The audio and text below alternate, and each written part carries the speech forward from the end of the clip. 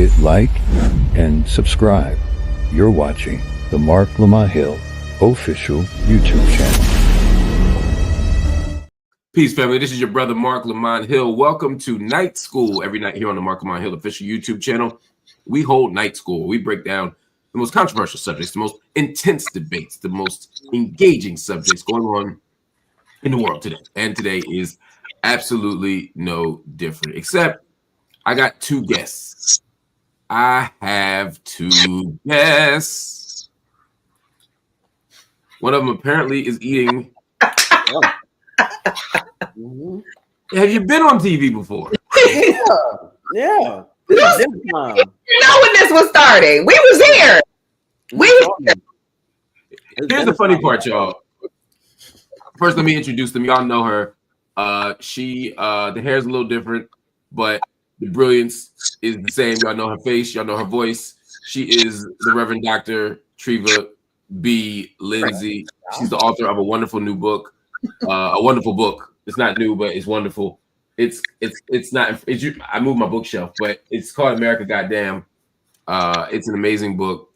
On the other side, eating 11 herbs and spices is the man, the myth, the legend, content creator, storytelling extraordinaire, former professional pop locker. You know him as Jameer. When they was doing this, I was doing all that. Remember when they was bringing it around like that? I was there. Hey, So not former, maybe not former. Are we there? you catch me on a good day. it? The Egyptians, that's when they come out, and They should have never let you in the back. They should never let you in LA. It's not getting better.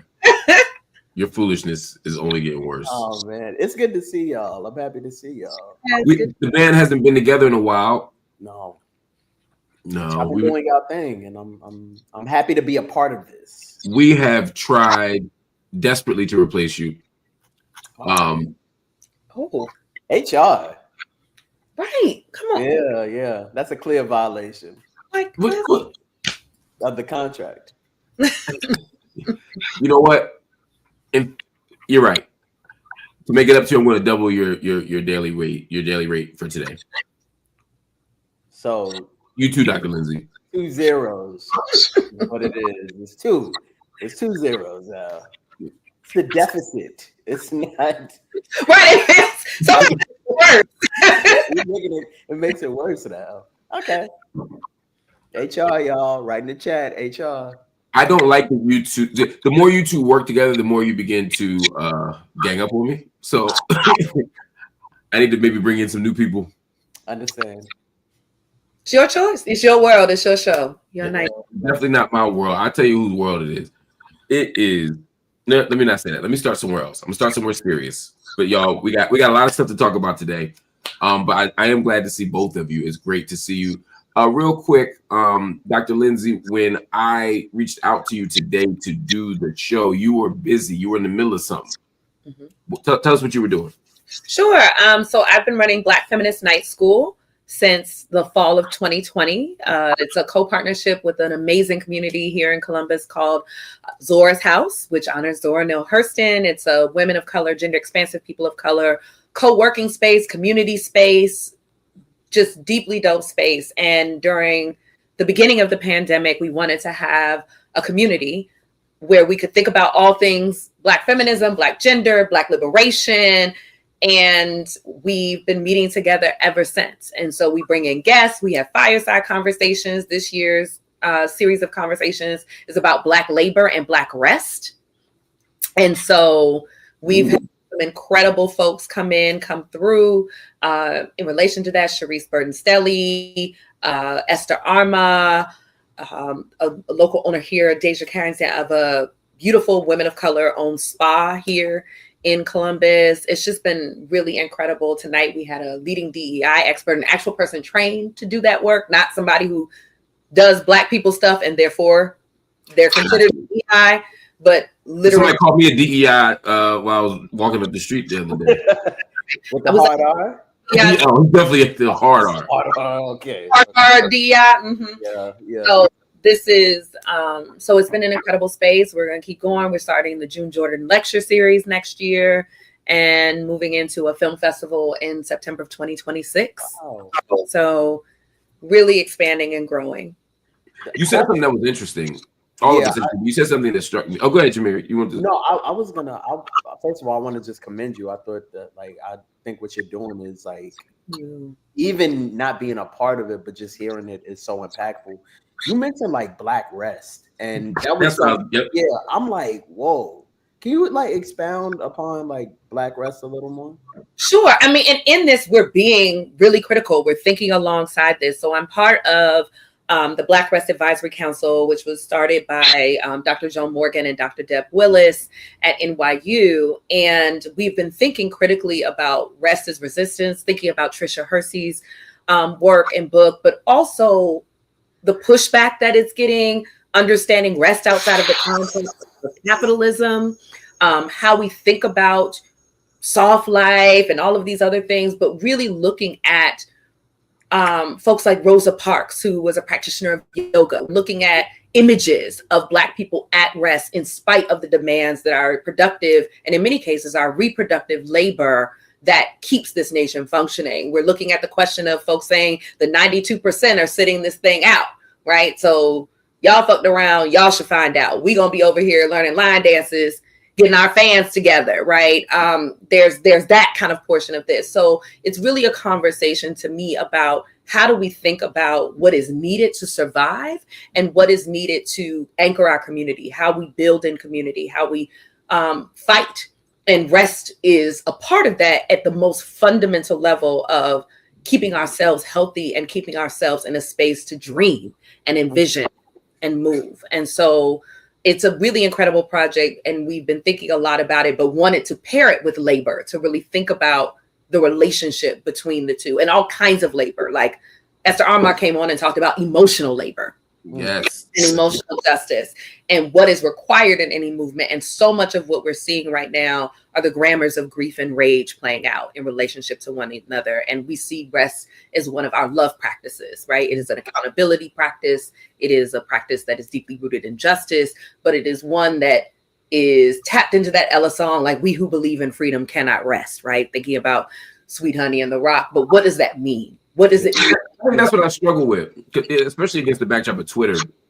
You know, they sleep, we grind. I remember back in the day, they would say that, you know what I mean? Oh, yeah. You know, there are all these people who make you feel like you're supposed to always be working and that there's something wrong with you if you're not grinding. And if you're not successful at the thing you're dreaming about, it's because you're resting too much. Like you need to stay up longer.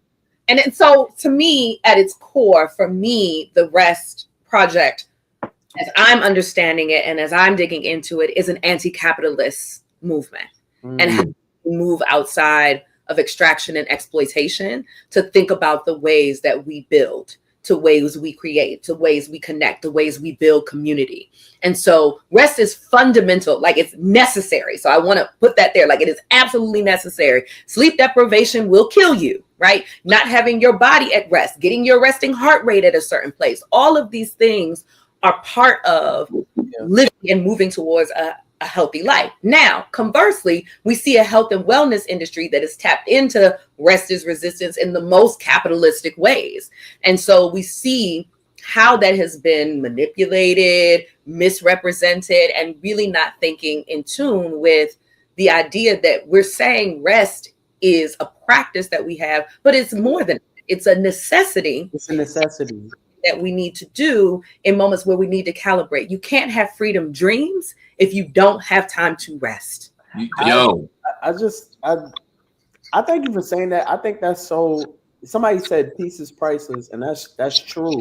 Like having the ability to actually, like when we talk about dreams in the literal sense, your body needs rest for you to like develop those things, and we don't get a chance. Well, I find often, especially like not only in this space, but just as Black people in general, the dreams can't even manifest fully because we can't sleep. Yeah, a lot of us. I'm not saying all of us, but a lot of us, many of us, go to sleep with so much burden, so much stress. Yeah. How that impacts is like, that's something I think about. I'm grateful that sometimes I do afford to get rest, but I Yeah. think about how many times I didn't, how many No. people still don't. And we which so many people don't get to, right? That we want to create the context where rest is not a luxury, where rest is not something that you have demand, but it's fundamental to how we're moving through the world. And I know that a lot of people think about and hear that thing of rest and they're like, oh, so you don't want to grind, you don't want to resist, you don't want to be in the movement. It's like, no, I absolutely do. I have to.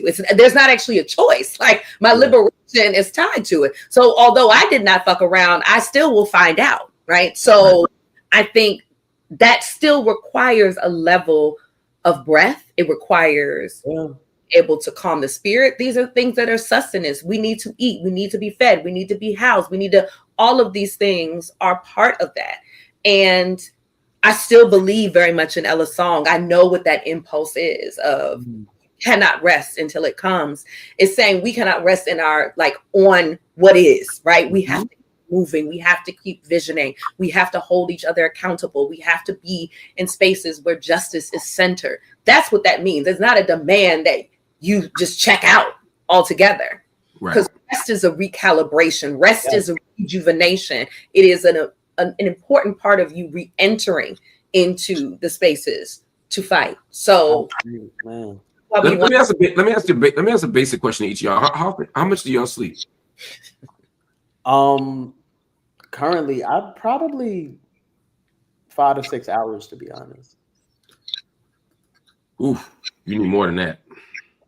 Well, you know, I actually, like, I went to a sleep seminar actually about like the importance of rest and understanding that, like, the notion for, and I'm not saying you shouldn't get, but the notion for 8 hours for everybody isn't applicable across the board. And that this was kind of generated, this was made like to get 8 hours of rest across the board was just like an overgeneralization, but it didn't really like talk into the specific person. So people have different sleep patterns. People's sweet spots in sleep could be later. Some can be earlier, and that, like, you don't necessarily need the recommended 8 hours. It really goes like account with your body. So yeah. Okay. Yeah. You said the sleep industrial complex got me fucked up. I don't get as much sleep, but I do get more rest, and I there is distinction between the two. There is restful. You can sleep and not be restful. So there's all kinds of ways of thinking about that. And so I sleep probably 4 to 5 hours as a practice, but I definitely think over the course of a day, I probably do get about 8 hours of rest, where my resting heart rate gets much lower than it is when I'm active and moving, because it's when I'm calm, it's when I'm finding moments of breath, it's when I'm reading, it's when I'm eating something that tastes really good. Like there's a relationship between rest and pleasure that I think is really important, which is unsurprising that the Black Rest Project at NYU comes out of the mind of Joan Morgan, who is you know, the high priestess of the pleasure ninjas and this project of thinking about Black feminist pleasure, and that the next move would be to rest. So what are the things that look restful? So even when we're looking at images in the archive to find out where do we find Black people resting,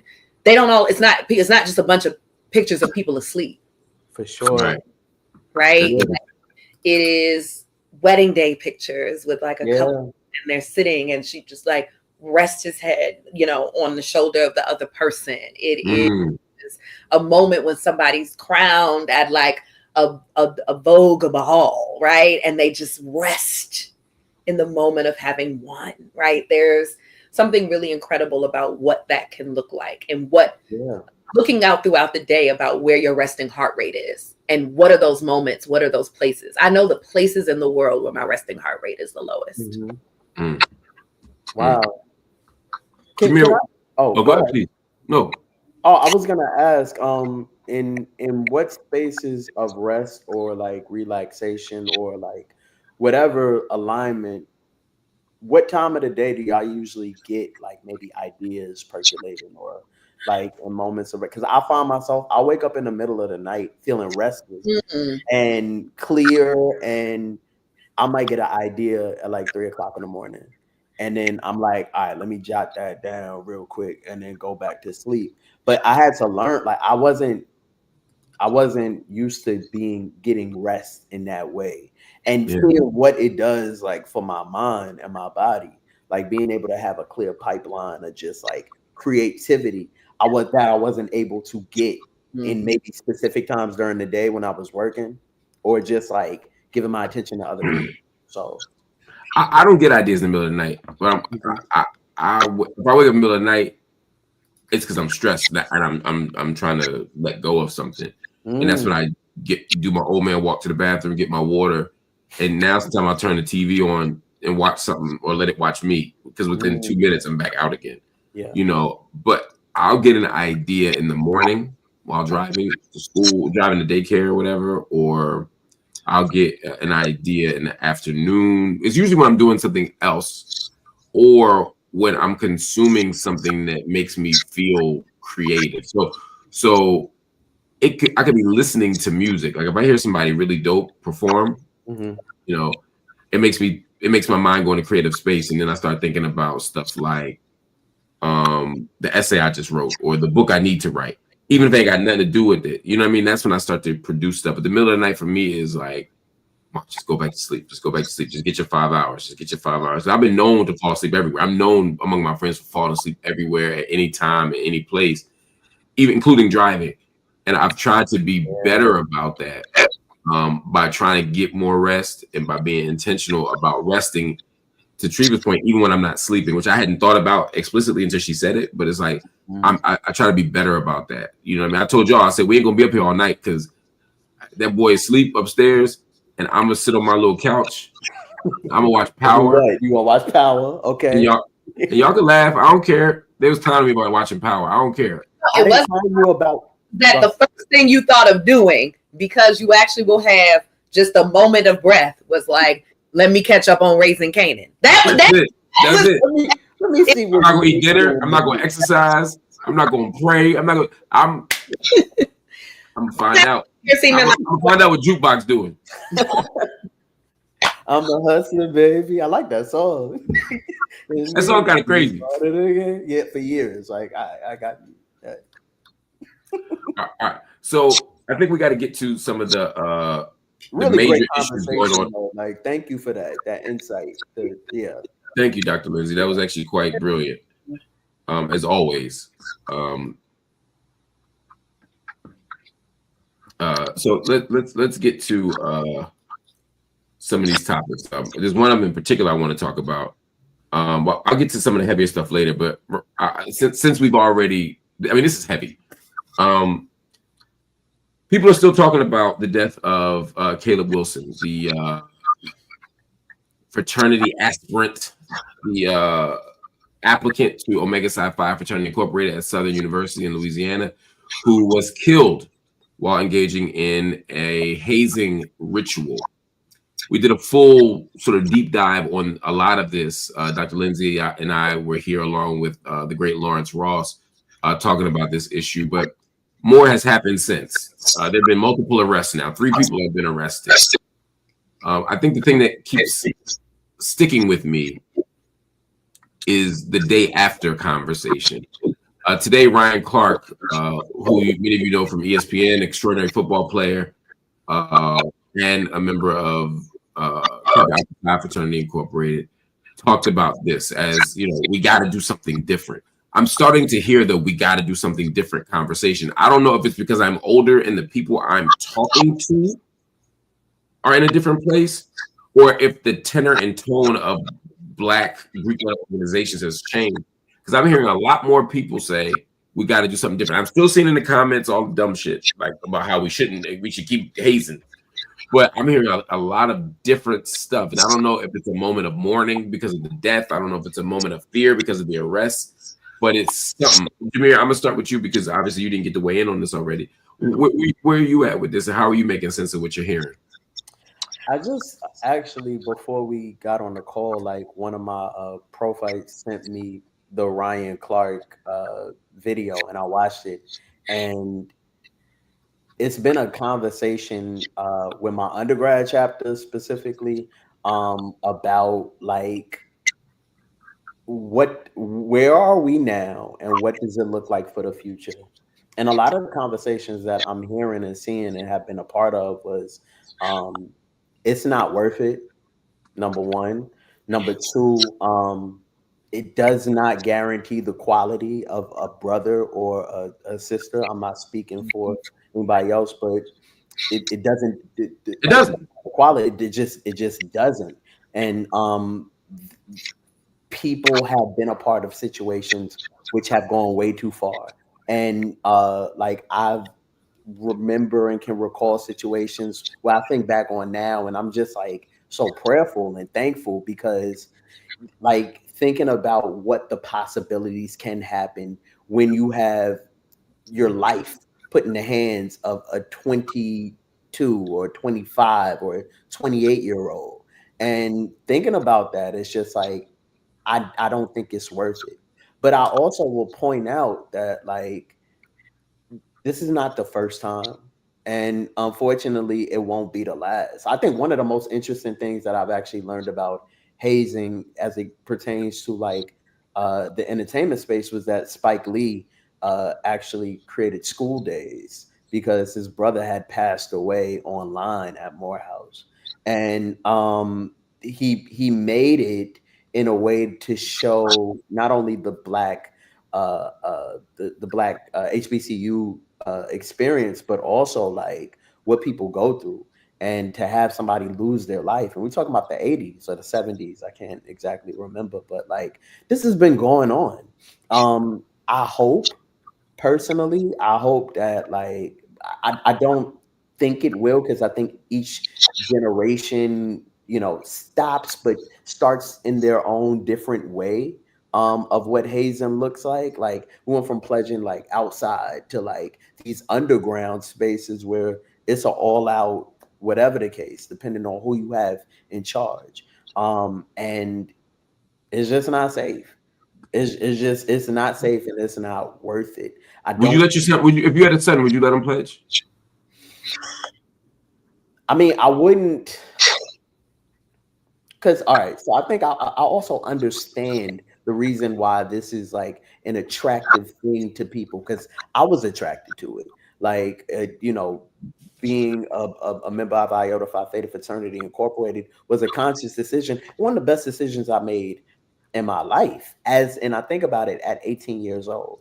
So I don't think I would say like, yo, I forbade you, you know, I forbid you to you know, participate in Greek life. But I wouldn't like push it on them. I know people push, you know, legacies and just people and other like mentors push it. I wouldn't necessarily push it on them. It's not a requirement for me in terms of legacy. Would you be afraid? Would you be afraid that like? Of course. That's my fear. I would be afraid. I would be one of my sayings, and I mean sayings in the sense of another chapter, and not the old people sayings. Like on my line, is in the Northeast, we say talk a little different. You know, he was like, "Yo, I just had a son," saying, and I wouldn't do this. And the person who said this to me was, he got busy all the time. Like that was his thing. You know what I'm saying? And so to hear him say it honestly blew my mind. And you know, I'm hoping, Treva, that this is a reckoning, and we can move on from this, but I'm hoping this is a reckoning. But after talking to you and Lawrence and really sitting with that conversation, especially what Lawrence was saying, I just feel like we're gonna keep doing the same shit. I feel like we're gonna end up in the same place again. I don't think it's going to go away. We've been here before. People have died before. Yeah. So I think it there's a long history. I mean, there's a long history. You can type this in and see the countless number of articles of people who have died from being a part of hazing rituals. Like that's not new.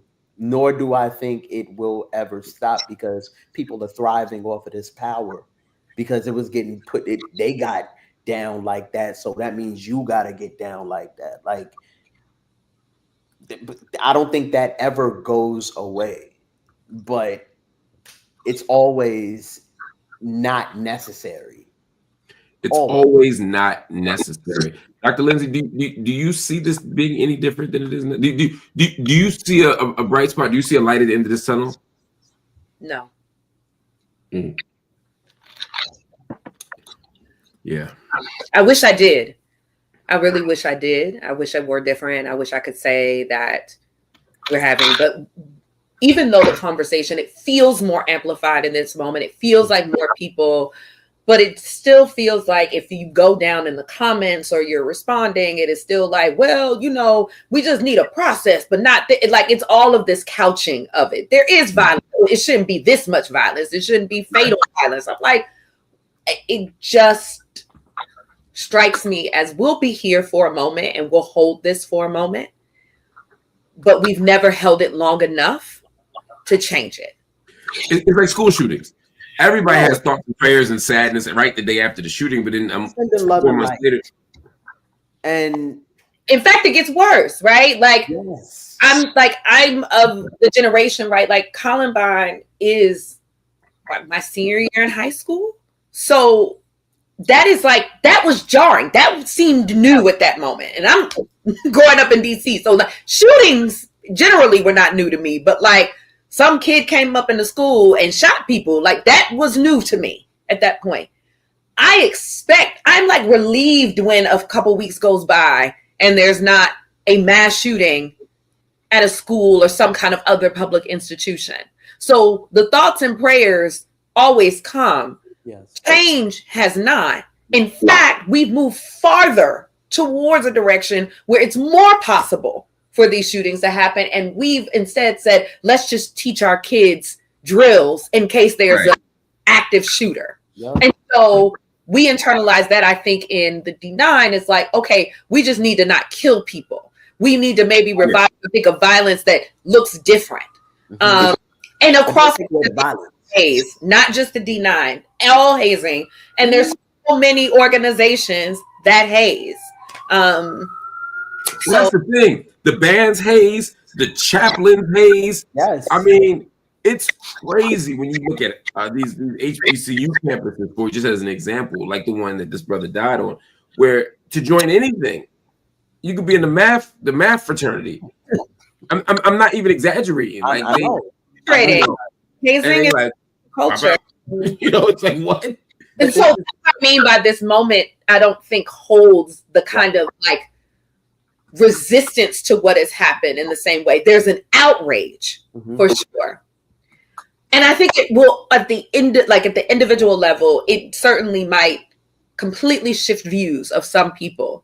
But most of those people aren't involved in pledge processes anyway at this point.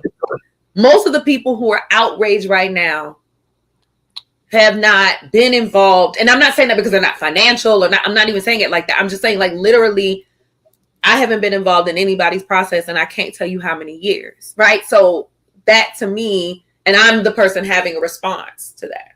Same. Your face didn't say that though. It was a different face, Mark. No. You were literally a DP. Never mind. Relax, Snitchy Von Snitcher Steve. I am the MDA chair. I have the membership training academy chair. I have been the legal above ground process follower. I'm saying you've been involved. I haven't even been involved at that level. Now I'm not even talking about. I know people think I'm over here being big brother. You know what I mean? What did you call Dr. Lindsey? I didn't appreciate that. Did you find Snitcher Steve? I didn't like that. But you know, this case is incredibly sad. Again, my deepest condolences to Caleb's family, the community that's impacted by this. And I'm sitting here. I know what I wanted to ask you. I'm sorry, I don't mean to interrupt you, but you said something. You said his family. His father is a member of the organization. Yeah. As members of organizations, and I hate to put you in this hypothetical, but would that change how you respond to the kind of to any kind of harm happening to someone you care about from the organization. Like, do you think you would anticipate a kind of competing loyalty here? Like, I wonder if the father in this case is like, yeah, I know he's devastated. I send all the love and condolences and healing I can.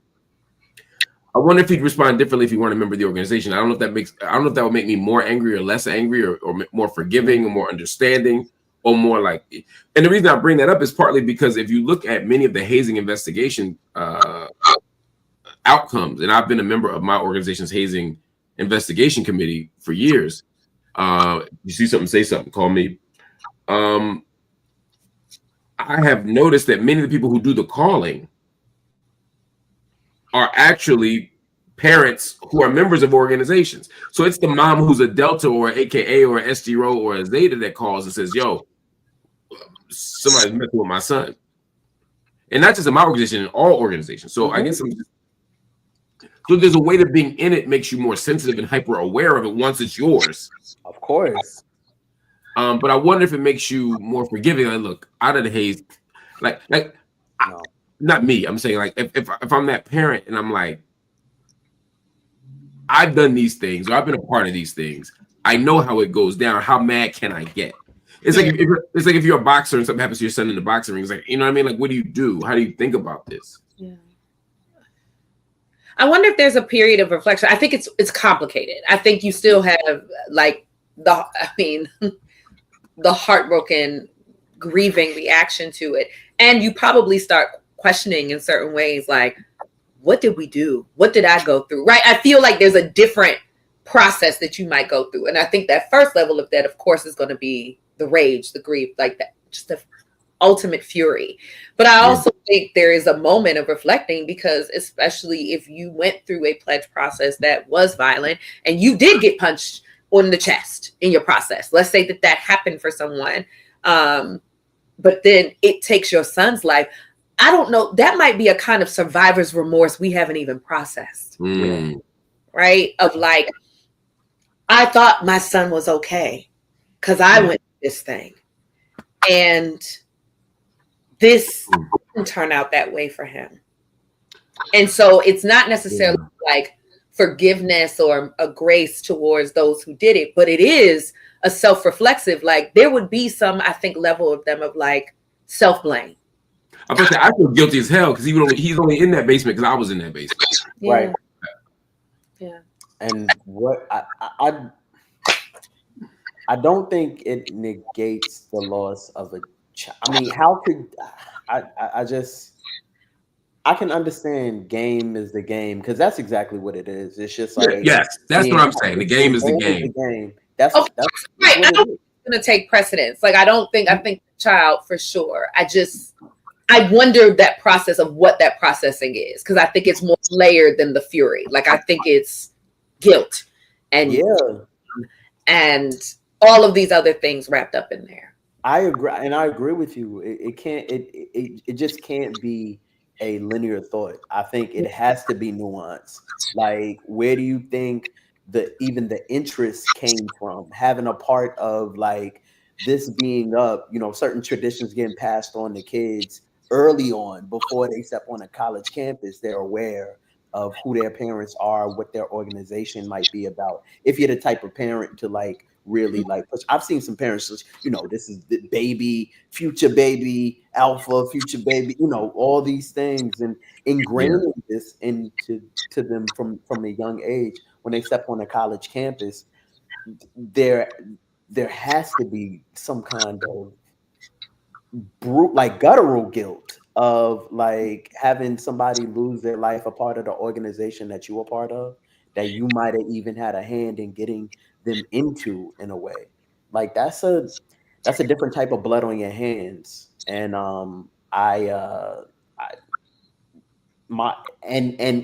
still that, thinking about the loss of a child. Oof. And then I struggle with the hypermasculine part of it and the ego part of it, because the truth is, Jameer, as much as I don't want my son to pledge, I also don't want him to skate. I'd rather him just not join. And then I'm like, how crazy is that I'm so proud of this brotherhood, but I don't want him to be a member of it if he don't get beat into it. But and I understand that. I understand that, but I'm also understanding like I've been in my fraternity a member. This will be my 18th year in November, and thinking about the amount of brothers that have come through after and seeing not only from my organization, I'd say the amount of organization members across the scale who went through brutal processes, who got down, who was known all over the ACR and all over the place. Oh, this is the motherfucker to fuck with. Oh, he was tough. He was and contributing less than nothing unless it's a pledge process. That's not just a handful of experiences. That's across the board of people who just are like, and to me, it's like, what was it all for? Yeah. What was it all for? You getting your ass beaten, and then it doesn't guarantee to make you a valuable member of this organization. Well, as I pointed out, and again, everybody read the book Black Haze by Ricky Jones. I'm trying to see if I have it here. The data shows that it does the opposite. I mean, people who go through physical hazing aren't more likely to be financial. They're not more likely to be active. Mm-hmm. And when you talk to people, it makes complete sense when they look at the qualitative data. I mean, basically, if to be an iota, I had to go through 12 weeks of hell. At the end of that, I don't feel like I owe y'all shit. For real. Whereas if I come in not having been beaten, I'm still in the zone of I want to be valuable. I want to prove myself. I want to show y'all that I deserve to be here. I'm gonna jump into this program. I'm gonna jump into this activity. Mm-hmm. But when you go through the physical hazing, you did the proving. Your proving was in the cut. Mm-hmm. I mean, to be just proved with it, like when I crossed, I didn't feel like I owed Cap a shit. Mm. Now I happen to be an active member. Mm-hmm. But Lord, I get why people don't. I get why people say, "Look, I'm a Delta, and I love Delta." And by the way, the emotional, affective connections to the organizations are high among people who get pledged, right? Mm-hmm. You almost have to be after all that shit. I mean, that's a trauma response to me, but like that makes sense to me. But like, if I did all that shit to be a Delta, no, I didn't come to the meeting, but my ass was at the meeting every night. Mm. You know what I'm saying? I don't owe y'all shit. And that idea of I don't owe y'all shit for me is the point, and I think that undermines the thing we're trying to do. Mm-hmm. You know. Anyway, I don't want to belabor it. Let's move on to something else. Let's move on to something lighter. Okay. Palestine. All right. So now let's make a U-turn real quick. Hold on. All right. No, but this story is actually wild. A Georgetown University scholar just got snatched up by immigration authorities, and the Trump administration is trying to boot him from the country. The question is why, though, right? Because with Trump, you got to ask that. Badr Khan Suri, an Indian national. He's an Indian national, but he's here on a student visa. He got arrested in Virginia and is now locked up in a detention center 3 hours away. The government is accusing him of having ties to Hamas, and they've accused him of spreading so-called propaganda. But his lawyers, they're saying something different. They're saying that this is a straight-up political persecution and that he's only being targeted because he and his wife, a U.S. citizen, you'll be shocked to know this, of Palestinian descent, total coincidence, have been vocal about Palestinian rights. Now, this is the second case where Trump, or at least his administration, is trying to deport a pro-Palestinian voice under a very vague foreign policy threat framework or excuse. Mm-hmm. First, they went after a Columbia student, or former Columbia student. Mahmoud, yes. Mahmoud Khalil. Then now they go after a Georgetown scholar. But here's the twist. A federal judge stepped in and hit the pause button on his deportation, at least for now. The judge said, you can't just ship people out until the court fully hears the case. But my God, Dr. Lindsey, this is wild to me. Yeah. This is wild to me. How do we land here?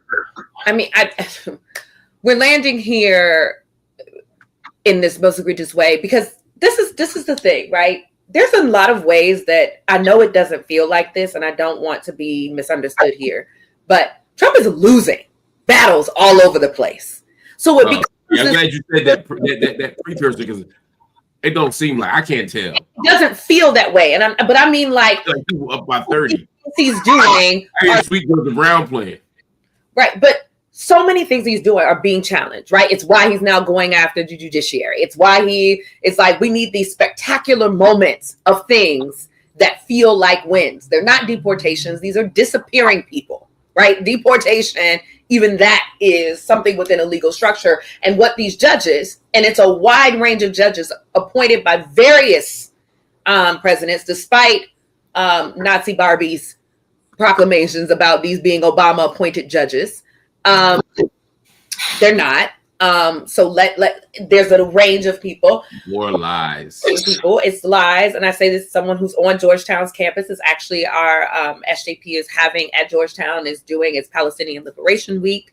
So raising awareness about this, especially as we see in the last 48 hours, over 700 people being killed in Gaza and the renewed attack on Palestine. And so I think in this moment where you have this man who is so committed to having everyone believe he's winning, right? And doing all of these things, even if they get rescinded, right? It gives the illusion, see, these people are trying to impede the thing that I'm doing. I am committed to ridding us. I'm committed to being this terrible, horrible person, that I'm above the law. I don't need the law. In fact, the law is wrong. And so I want these judges to come for me because now I'm going to impeach these judges. That's what I'm going to do. I'm going to dismantle departments. I'm going to do all of these. All of these things are about the spectacle of, I think it's the spectacle of power that he is so invested in and deeply invested in, which doesn't mean it doesn't have an impact. It doesn't mean that it's not deeply cruel and harmful to real people. But I'm saying that he feels that he is not getting everything done that he said he's going to get done. So he's trying to get the things done he thinks will go with little pushback, but with big splash. And if we're in a moment where we're saying we are anti-Palestine, which is always a moment here in the US, then arresting these various students and individuals, grad students, former graduates, rescinding funding and all of that makes that kind of splash, even if it's ultimately rescinded. Right, even if it's ultimately pushed back on and ruled illegal, there were things. That's what makes him such a genius. He's like, I'm gonna put forward shit that I know ain't gonna work. Yeah, but y'all can't get mad. Birthright citizenship, I don't care. Defining gender, I don't care. Like I'm gonna do some shit, and y'all just gonna have to cancel it. But nobody can say I didn't do it. I mean, we just talked about last night here on the channel his travel bans. Was it 42 countries? I forget how many it is. 40 plus countries, almost all of them black and brown, except maybe Russia and Belarus. But I mean, it's more niggas in a Tarzan movie on that list. And I'm old, Jameer. That is wild. And he understands that that's going to get a certain kind of reaction from his base, but also people who either are indifferent or who want the fight, knowing that the fight against Trump helps him fundraise. It helps him fight. I mean, George Bush used to do that. I mean, I remember when he fought against affirmative action on Martin Luther King's birthday. And I was like, why would you do that? That's so stupid. You had every other day to do it. Jesse Jackson said, Lamont. He always called me Lamont. I hated that shit. Lamont, it does it for a reason. Oh God, not the impression. I'll think. You know what? I won't give you the impression. You don't deserve it. I'm not going to cast my pearls.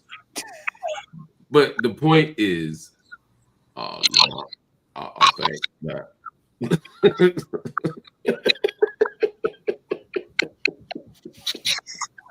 gotta grow up, man. I am so modest. can't. I The refuse. Jesse impression. Yo. Dust it off. Bring it. I feel you. Bring it out. The point is, he said their reaction, or our reaction, fuels them. Absolutely. And that's the point. And Trump knows that. So Trump is doing two things. He's like, I'm going to fuel a reaction that'll fuel my base, and I'm going to placate my base by doing shit that I never knew, that I never thought, that I never expected could work. Because all I got to do is say, look, I'm getting rid of birthright citizenship. Never in the history of America have we got rid of birthright citizenship. The 14th Amendment is here for a reason. Is the 14th or 15th? This I guess 15th. 14th is It's 14th. Boom. Thought I was done, but I wasn't.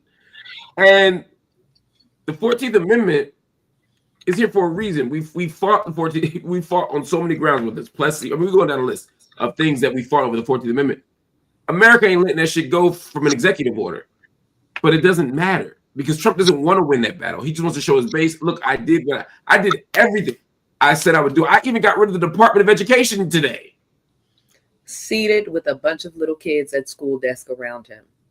Yo, wild. Wild. It's wild. But as that's happening, you see all the people who are let go from the parks were brought back. You see USA people brought back. Like, this is what I'm saying. Like, that gets this much coverage. And the other thing, so we also have to be strategic about how we cover these things, right? About what we say. Like, it was heartening to see Mahmoud's letter everywhere, his writing and his reflection on what has happened to him. And also in that case that it's being moved back to Jersey, right? As opposed to Louisiana. Why Louisiana? We can all talk about the detention centers and incarceration in Louisiana and the particular level of cruelty that is there. Unprecedented. Yeah. So I think it's really important that we choose to amplify those stories. And how do you, and it's impossible not to react to stuff this egregious, right? Mm-hmm. This is called a not to react, but it is meant to disorient you so much because it feels like you're just putting out this fire. Now you got to go put out this one. Now you got to go put out this one. Now you got to go put out this one. And the connection of all of it is the cruelty. The connection of all of it is rallying the base. And so we have to get in there and be very intentional about what it is we amplify, what are the stories that we're telling, and how we're galvanizing around this. Yeah, absolutely. We're going to pivot, but just real quick, y'all, just a reminder, a book that came out last month called For Gaza's Children, Black, Brown, and Jewish Writers and Poets Speak Out. It's edited by me, Hakeem Madabouti, and the great Keith Gilliard. Make sure you check it out if you get an opportunity. All the proceeds for the book go to Playgrounds for Palestine. Although they're not building playgrounds right now, we're building schools because of the destruction of every school in Gaza damn near. So please understand that. But just so this isn't a plug for me to make some money. I promise you, I don't make a nickel off of this book. It's really all about it's for the children. Yeah. For the children of Gaza. All right, y'all, family. Let's pivot to something else. Let me turn in a different direction for a minute. It's not good news, but it's interesting news. Okay. It's interesting news. Okay. You know what? Let me move to something else. I'm gonna move to some good news. No, I want some good news. I need some good news. You need some good news. I need some good news. Will Smith just announced that he has a new album coming out. Willard Smith, the man best known as a Hollywood actor. He's in all the big pictures. He's also what? All the big pictures. It's like you're from the 1930s. Was he starting his first talkie yet? Did he get this way? What admire was that? It's like he's in all the big pictures. It's just a star. At the film house, it just cost a nickel to put in to see. Right. Gonna go to a picture show. Go to the Have a hamburger sandwich. Yeah, I get it. I'm old. All right. Let's spitball afterwards. Yeah. What in the world? Okay. Go ahead. My bad. Will Smith, the man best known for being in Hollywood as an actor. Is that better? No, has decided that he's going to go back to his roots. Mm-hmm. Oh. Yeah. He is going to put out a new music album. Okay. It's going to be called Based on a True Story. It'll be out next Saturday, the 28th, March 28th, 2025. Okay. And the streets are talking. And the streets, I don't care what you say, Zakiya Simpson, the streets are saying tomato. that this album is hot fire. Please stop. What? What? All right, man. I feel like y'all are missing the plot here. Okay, go ahead, man. The point is that Will Smith, also known as the Fresh Prince, yes, is putting out the first album in 20 years. Mm-hmm. Mm-hmm. And I think, with all sincerity, oh wow, I'm gonna say this album slaps, but where Chris Rock was like, yeah. Oh man. I think You think it will be very good? I think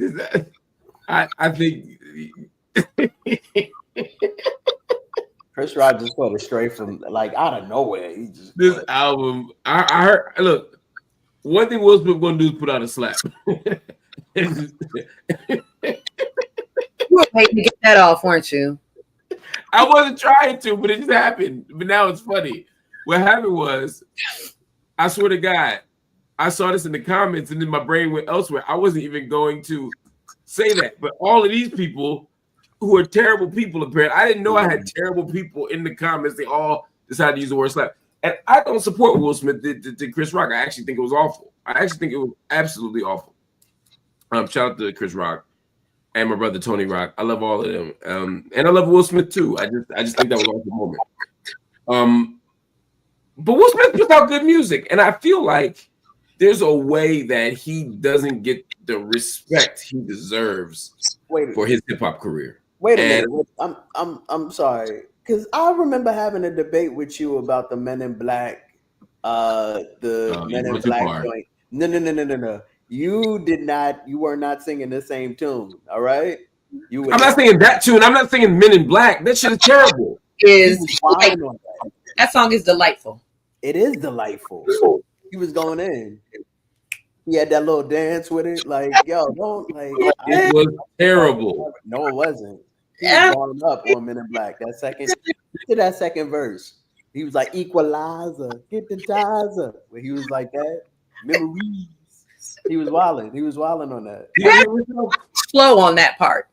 His flow was very pop flow. Yes, he did, which I've always thought about. I'm like, yeah, Jada, yeah, but that's a whole other. Then, yes, but yeah, he was barring up though. So here's the thing about this. I don't doubt it'll be. I've always thought Will make fun music. I don't have a negative association with Will and music. I was just shocked. I was like, 20 years. But then seeing little things he's been doing more recently, and although I think his career has definitely been impacted by that moment at the Oscars, undeniably in the context of Hollywood, I feel like the things that have been most successful for him in this moment have been the things that relate back to that moment of him as a rapper, as Fresh Prince, as this kind of Hollywood darling that we're figuring out as this buster actor. So it's the moment with him and Tatiana Ali and Doechii, right, doing the anxiety dance trend. It is him being a producer and being very present in Peacock's Bel Air, which I think is I enjoy Bel Air. And so there is this moment in which you can come and you have his son who's an artist. He does comes out every once in a while, you know, wrote that. His daughter who's in her own lane as an artist. So I'm not surprised. And he's always had collaborators who I think elevate his talent as well. So amazing collaboration. Somebody here, Isaac Hempsey, shout out to Isaac. He's a very treasured member of our community. He said you can't like his music without liking his MIB song. Let me prove that wrong right now. Yo, you a hater, bro. I love Will Smith. More importantly, I love the Fresh Prince. Will Smith is one of the most underrated rappers of all time. I'm gonna go that far.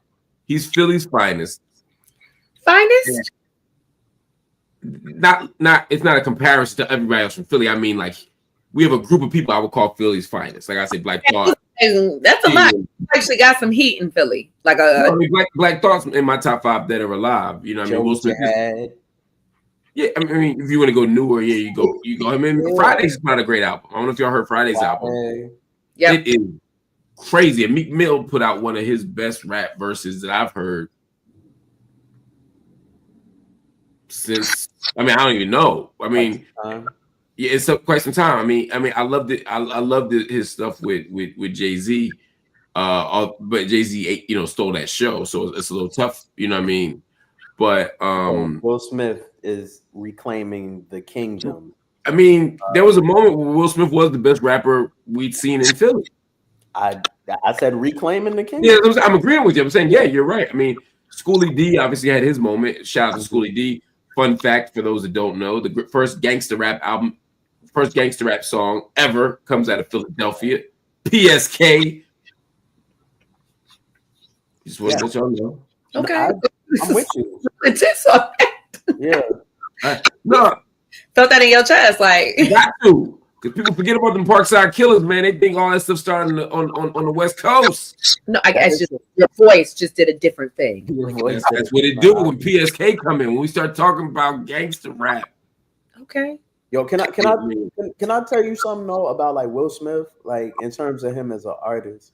Like when I was younger, I didn't want to listen to, like, he was just considered corny. He didn't curse, anything like that. We wasn't really, because that was if I'm in 3rd grade, like I'm listening to music to hear the curses. Like I want to curse. That's the point. Yes, that's the point. This motherfucker was safe. Like, yes, I love the Fresh Prince, but like wasn't trying to listen to Will Smith music. I remember 2 years, like 97 and 99, like I wanted No Way Out by P. Diddy and the Bad Boy Family and Life and Times of Sean Carter, and both I know aged terribly, but that's my truth. But like my mother for Christmas 2 years in a row got me Big Willie Style by Will Smith and Willennium by Will Smith, and I was so mad because I'm like, this is not what everybody listening to, but I'm gonna be honest, listening like underneath the covers where like none of my friends could Will Smith was barring up. I'm not even gonna lie to you. He was barring up. Will Smith could rap. I would play something for y'all right now, but then it would be called Night School with Will Smith. I would take it. But look, if you don't think Will Smith could rap, go listen to Brand New Funk. Brand New Funk. Great example. Brand New Funk, he's rapping rap. And you may not appreciate it in this moment because a lot of people can rap now, but I'm talking about when you talk about just lyrically, the way he was in the pocket, the way his flow was operating, he was eating on Brand New Funk. And that ain't my favorite song of his, but he was eating on that shit. Yeah. When I was coming home as a latchkey kid, we were listening to I Think I Could Beat Mike Tyson. Mm-hmm. We were listening to Parents Just Don't Understand. And Will was getting busy then. But let's not pretend Summertime isn't one of the greatest rap songs of all time. So beautiful. It's a beautiful song. Perfect song. Things. And Willennium. Nah. With Casey and JoJo. Say yeah. Like, y'all wasn't feeling that part? You don't sit your Barnell Hill ass down. Listen. Another year. Like he was barring up. He was ready for Y2K. I'm not mad. Shout out to Listen how he said, we love you. when I say he's Philly's finest, again, it's an echelon. It's not a singular title. The best rapper out of Philly of all time is Black Thought. The second best rapper out of Philly of all time is Beanie Siegel, and then there's everybody else. I don't care what nobody say. If you want to put Meek Mill in there, if you want to throw whoever else in there, that's fine. I'm not gonna fight over that. But when I say Will Smith is up there, Will Smith is up there. If you a real Philly head and you understand Philly rap, you understand that it's not just about it's not just about a Beanie Siegel. It's not just about even Black Thought. It's also about all the people that paved the way. Again, Schoolie D, PSK making this green. It's also about Steady B. It's also about Cool C. Oh, you got it. The glamour is like it's about all of that. Y'all don't understand Funky Dividends. Y'all don't even know about Funky Dividends. I need y'all two right there in the screen. Doctors Lindsey and Jameer Pond to go listen to Funky Dividends when you leave here. You keep forgetting that my family is partially from Philly. That's true. You were one of them at-risk youth. You knew Funky Dividends. I'm the bull. You already know I'm the bull, so like don't talk like that. You know I'm the bull. The reason why I was telling so Funky Dividends came out in '88, so for me it was an age thing. I may be, it's like I know how old I was 10 when Funky Dividends came out, so it's like that. Okay. But my family was, so I listened to a lot of different music. Fair enough. Withdrawing, Your Honor.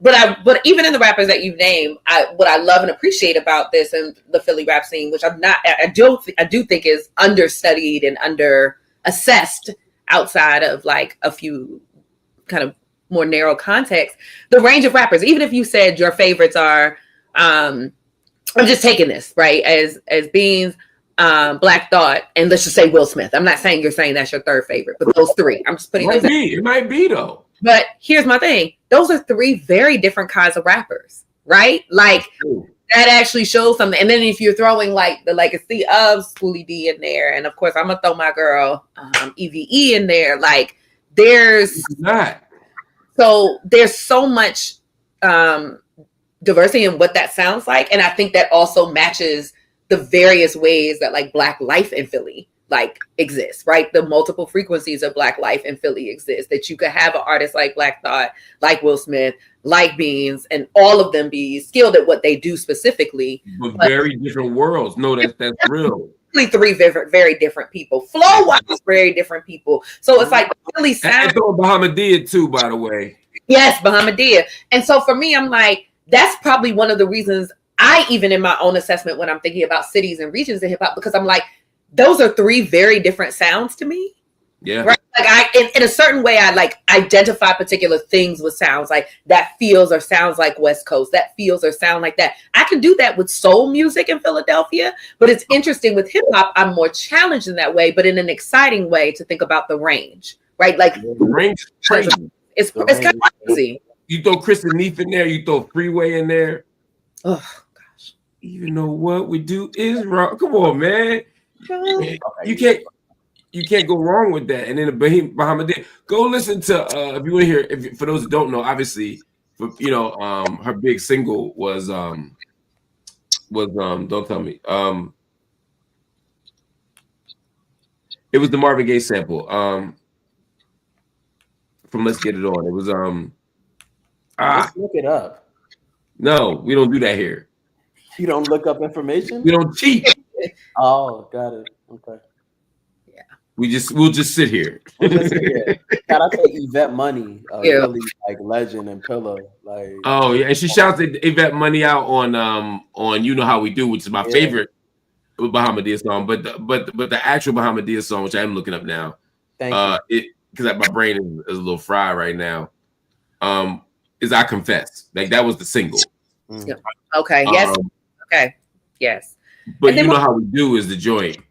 And then more recently, folks even like Tierra Whack. Like someone shout out to Tierra Whack. Yes. So you know what I mean? Like there's and Lil Uzi. Yeah. I mean, I want to rock you some shit right there. Yeah.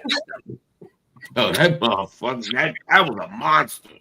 Yeah. Other than Dreams and Nightmares, shout out to Meek Mill, because that again, We don't do the national anthem. We do Dreams and Nightmares in Philly in school, public schools. I mean, which is much better than the national anthem, you know. So it's true. It's true. And again, y'all, listen to Meek's verse on that Friday song when he did that shit. He lost his mind on that shit. He was on another planet, man. Just listen to that shit. It's one of my favorite Meek verses ever. In fact, it might be my second favorite Meek verse ever after Dreams and Nightmares. Because Dreams and Nightmares take me to some interesting places. That shit, how you rock it in the car, then you be in the shaky butt. And if you ever go to shaky butt in Philly, I'm trying to tell you, when it's time to leave, even in the shaky butt, when 3 a.m. hit, 4 a.m. hit. Hold up, wait a minute. Can I ask y'all a question? The last trip to the ATM machine. Y'all thought it was finished. The shaky butt is even rap that old. Y'all know what's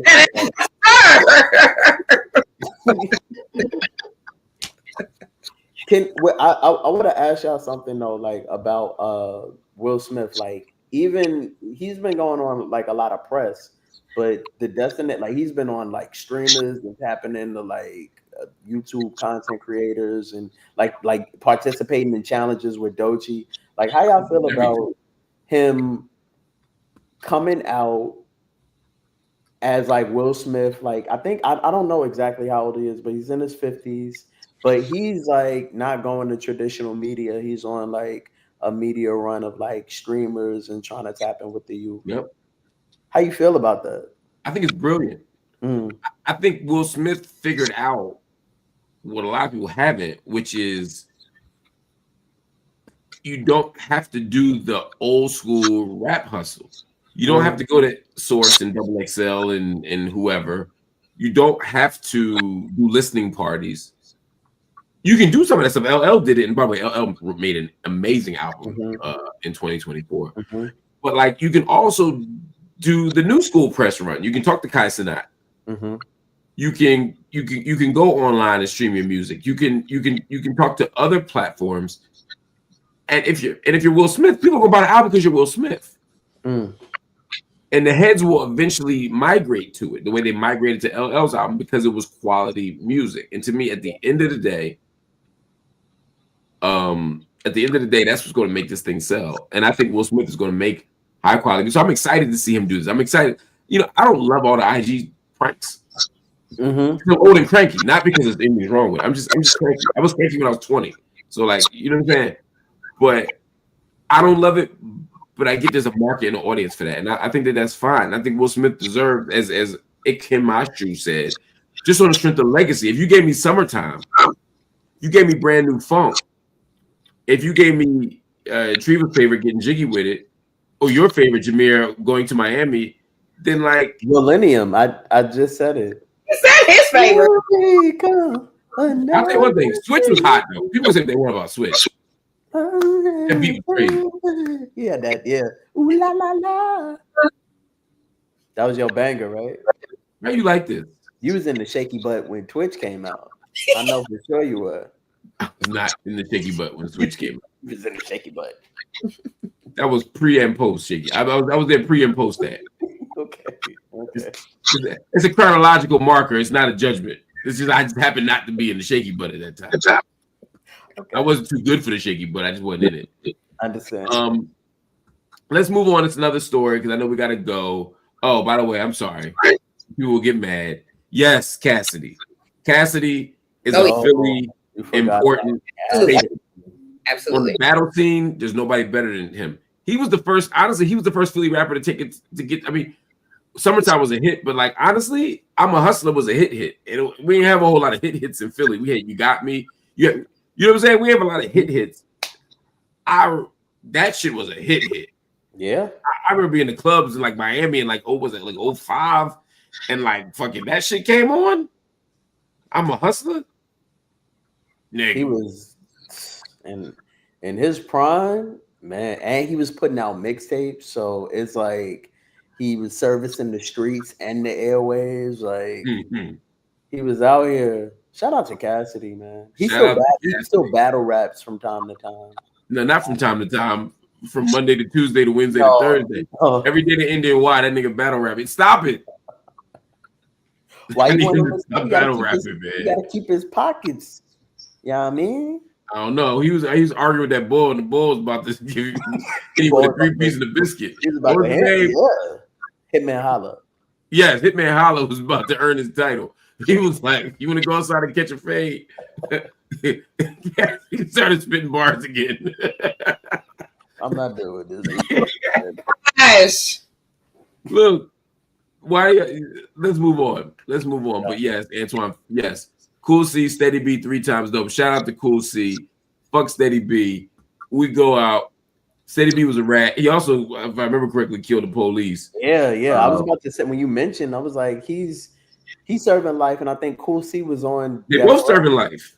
Yeah, but it's Cool C was on death row though for a time. I seen him on death row. Yeah, damn. They were involved in the killing of Laretha Baird, who was the first Black woman police officer in Philadelphia to be killed in the line of duty. Mm-hmm. One of them killed him, one of them didn't, but they both were involved in it. They were doing a string of bank robberies. But one of them snitched. One of them snitched. But I used to see Cool C on death row. I'd go to death row to see Mumia Abu Jamal, and he'd be there. And I'd see Russell Maroon Schultz. But the way we would do it is, well, anyway, that's a whole story for another time. I'll tell you that in my memoirs. But the point is, I managed to see a whole bunch of folk on death row, other than the person I was supposed to see. And sometimes I would get to see Cool C. And if you don't know Cool C, go listen to The Glamorous Life. It's one of the great songs of the 80s. It's one of them songs. It's like We Love You, Rakim. It's one of them songs where if you was in that era, and go listen. Ooh, Rakim. Go listen to We Love You, Rakim, which was by Prince Rakim, now known as RZA. It was his first single before Wu-Tang. The shit was crazy. Crazy is a word. Yeah, I love that song. Man, just for it was a vibe. You had to be there, man. See, you wasn't there. I wasn't there. You wasn't there. What year were you born? I ain't telling you that. No, 88. Okay. What'd you say? 88. Okay, so yeah, so you were born the year that that song we just talked about came out. Yes. Prince, I Love You, Rakim came out in 91. Mm-hmm. So you couldn't appreciate. I wasn't even cognizant. Yeah, you wasn't. That's a good word. I'll be reading. Dropping them HBCU words. You already know. Ungawa. Black power. All right. You know. Let's go. That was an alley. I just threw that off the glass. Respect. Since we talking about Philly, let's talk about another Philly legend. She's a young legend, but she's a legend nonetheless. Quinta Brunson. We love Quinta Brunson. There's nothing anybody can say to me about Quinta Brunson. It's like that in Living Color skit, but it's not. I don't know nobody better than say nothing about Quinta Brunson. No, I love Quinta Brunson. I love Abbott Elementary. I think she's genius. I think she's brilliant. I think she's wonderful. I have not a single bad word about Quinta Brunson. And she went to my high school many years after I did.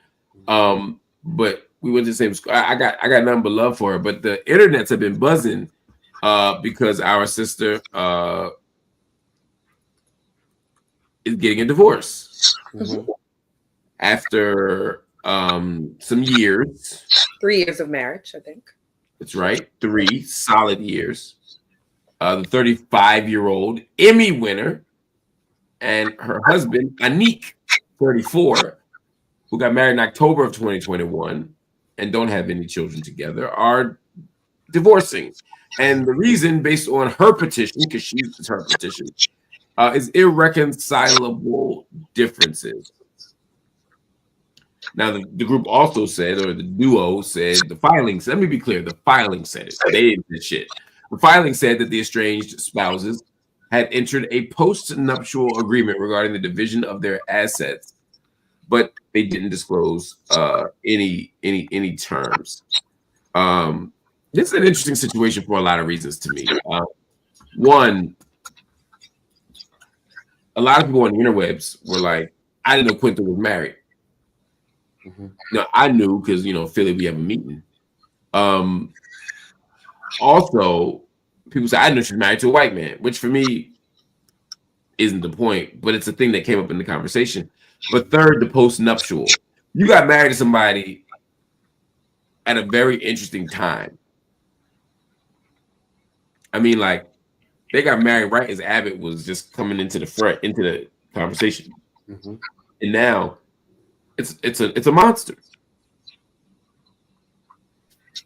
So I'm curious to know how that plays out. So I guess Jameer, Treva, I'm curious to know how you two are thinking about this. First, and I know it's not our business at the most basic level, but I gotta ask: do you think this is one of them situations where the success of the show led to the dissolution of the marriage? I can't say for sure. I don't know the inner workings of their marriage. Why not? In LA, how long you been in LA now? Yo, you so stupid. What happened? I actually for the Emmys last year, I directed a video with her, like her getting ready. And that's when I found out about her husband. I she was there. I didn't know she was married either, and but they seemed like they had a really, I don't know, like a good connection. But I don't know about the inner workings of their marriage.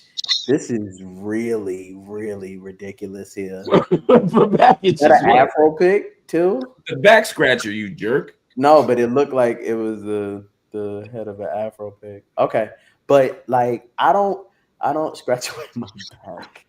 You were seasoned ever since. But I don't know. But like I'm not surprised. I wouldn't be surprised. Like that's a very particular time. And I mean, it seems almost impossible. I guess the thing is, I see this a lot where people have very stable relationships, and then somebody blows up. Now, honestly, tradition is often the man that blows up, goes to Hollywood, and then abandons the woman he's with. So, and I'm not saying that's what happened here. I don't think that's what happened here, but it is a familiar story that when you blow up, things change, circumstances change. And a lot of times, in my experience, I'm just speaking from my experience, it's the man who can't handle the success of the woman in very particular ways. That whether it's the ego, whether it's whatever it is insecure, whatever it is, they just can't stand it. I'm not saying that's what happened here, but whatever the irreconcilable differences are, it's interesting to get married and then immediately this person is somebody else. She went from being a struggling artist, like we all are, to one of the biggest names and faces in the world. I mean, men don't do well with that kind of shit, Dr. Lindsey. Monkey paw. That's crazy. Okay. Yes. I think it's hard to comment on anybody's marriage. You hope that your marriage is between that person and one other person, and there are other figurations of marriage. So sometimes there's more than that. But in this marriage, yay for post-nups. Best of luck to them both. Post-nups must be tough too, right? I mean, if you and I go into a marriage saying, look, we're gonna go in what we came in with, or we'll split what we have, because we both ain't got shit, right? And then suddenly you got, I don't know what she's worth. I'm not counting her pockets. I don't pocket watch. But what I will say is, I am certain that whatever she has right now is not what any of them anticipated she would have when they started that thing. Absolutely. Yeah. I mean, hopefully she had a good team and a smart team and has seen what has happened in that's what it sounds like. Or streets, and it is a reality. I have nowhere near what Quinta has, and I would absolutely have a with anybody. So I think there are more women. I mean, I know you're not a reality television person, but on Love is Blind, that was a big thing between the couple, the singular Black couple on this season of Jesus Goes to Minnesota and Dates in the Pod. Just stop watching it. The woman in this particular pairing that got engaged wanted a prenup, and it was a whole thing that was made out of this. And so I think increasingly when you see, and I think for Black women in particular, who, you know, it's the brunt of things of like being high achieving, getting these degrees, getting, you know, all of these things, these accolades, which are amazing and awesome, but entering into a marriage, which we understand as a financial institution as much as anything else, if not more than many other things. Mm-hmm. The reality of it, I think, is very smart to protect yourself and that other person, that you're making that decision about what that looks like when you're in a space of love and care for that person. For them being willing to sign it also suggests to me that this was something, right? This was a love. There was a care that it's not a, you get nothing. I have no idea what the terms of their agreement are, but in order to sign a postnup, you've already said I married you. So for me to then agree to sign a postnup suggests to me that there was at least a foundation there and a level of care that went into making that decision. Right, because the postnup probably doesn't give you more than you would if you just didn't sign it, right? I mean, I get half just on GP, but yes, because I'm just thinking, like, I don't know how I feel if I work. I'm not, take them off the table for a minute, Jameer. If I work at Perkins, and you work at the post office, and we get to go into a marriage, and we both say, you know, we ain't got shit, and then suddenly I blow up as a rapper, yeah, and now I got 50 million. Now I got to split 25-25 with you. Is that fair? I'm not saying it isn't. I'm just saying I could imagine people feeling different ways about this shit. Oh, absolutely. I mean, of course. They absolutely could feel that way, particularly if you weren't a rapper while at Perkins or the post office. And this is something that was cultivated in the context of your marriage, right? Which is why I'm saying this postnup, we have no idea what's in it, but is reflexive of they were together for years before they got married as well. Yeah. I think it's important to this. And so I think that matters in terms of this agreement for them and what that looked like. I think there's something to be said for if somebody is with you before this thing and this is cultivated during the context of the marriage, that perhaps the marriage made it possible for you to pursue rapping and got you studio. It usually does. Right? It literally does. I think with Quinta and her soon-to-be ex-husband, you know, it's a little murkier. When they get married is a particular moment in her fame. The level at which Abbott Elementary hits. The idea is certainly something she has probably while they're in relationship together, given how long their relationship spans. So I am certain that postnup accounts for that in a particular way while protecting maybe future earnings for Quinta, which again could look very different, not just a 50 split of what you have at this moment, but like thinking about future earnings. So I'm thinking about someone like a Mackenzie Scott, the former wife of Jeff Bezos, right? She got shares in Amazon. Like that was what she had as also a co-founder, to be clear, of this company, but also as his ex-wife. So she keeps getting money, right? That's not that finite pot. Also, if you're listening, Mackenzie, if you're still giving away money, I'm a foundation, me in and of myself. I'm also a foundation. So I just think that suggests to me that there's something probably just from a legal standpoint that they wanted to go into it with care, but also protecting herself from where she knew she was about to be given at the time, given the time frame of their marriage and what appears to be when they signed the postnup, which does not be like, you can't get none of this, which I think, why would he agree to that? Right. So, right. I think Roland DD referred to it as post-nup clarity. I thought that was really good. I thought that's pretty damn good. I'm mad I didn't think of that. That's solid work there. You deserve a handshake, my brother. That was But look, Quinta Brunson, we love you. We appreciate you. We want you to find joy and happiness in no matter what you're doing. And same for your significant other, your husband, your ex-husband, whatever he is to you. We love you, so we care about him too. I just want people to support you and stay out your business. Let's talk about another interesting development. A couple of days ago, Kanye West went on his X rant, his Twitter rant, as it were, and he was on some different type time. That's all I can say. I haven't quite seen anybody on the time.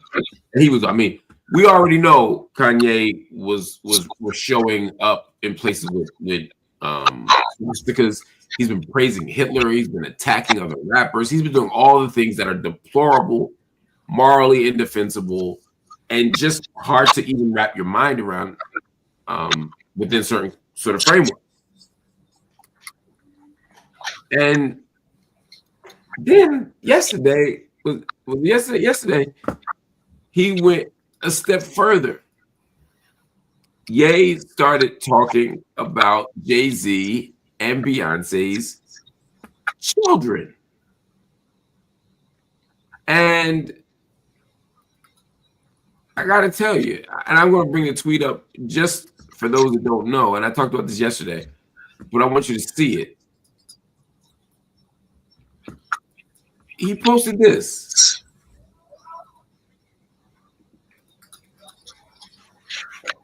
Wait, has anyone ever seen Jay-Z and Beyonce's younger kids there? And uses the R word, no, like literally. And this is why artificial insemination is such a blessing. Having our children is a choice. It was one of those moments where I didn't believe it was real, because who would do that? Who would do that? But he did it. And I didn't know how to make sense of it other than to say he must not be well. But if we just take off the table his mental health for a moment, not partly I don't want to speculate about it, partly because it's still an asshole move regardless. Jay-Z and Beyonce, according to page 6, are planning or considering rather legal action against Kanye.